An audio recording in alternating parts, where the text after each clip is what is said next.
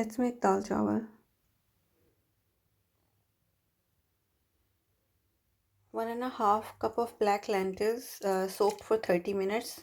I'm gonna wash it for 3 to 4 times. Cook this until it's soft. Add some oil and add cumin seeds, sliced onion.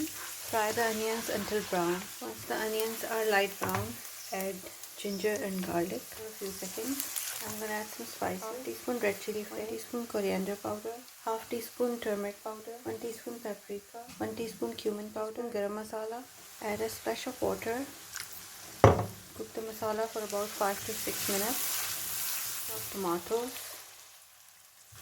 Cook this for about 7 to 8 minutes. How your masala should look like once it's cooked. Add your boiled lentil or dal. We haven't added salt yet, so I'm gonna add 2 teaspoons of salt, 1 tablespoon of kasuri methi, and half teaspoon of garam masala. 2 tablespoons of lemon juice. You can also add tamarind pulp. I'm gonna cook this for about 10 minutes. Rice. I've taken some oil here. Gonna add a teaspoon of cumin seed, half sliced onion. Fry this until light brown. 1 chopped tomato and green chili. Cook this for a minute.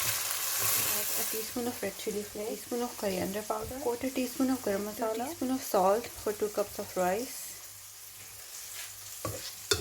Cook this for a minute.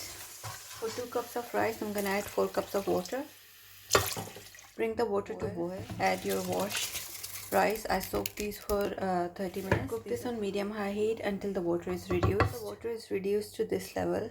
Press some green chilies on it. A little bit of garam masala. Cook this on lowest heat for 15 minutes and then leave it covered after turning the heat off for another 5 minutes. Chilies on it.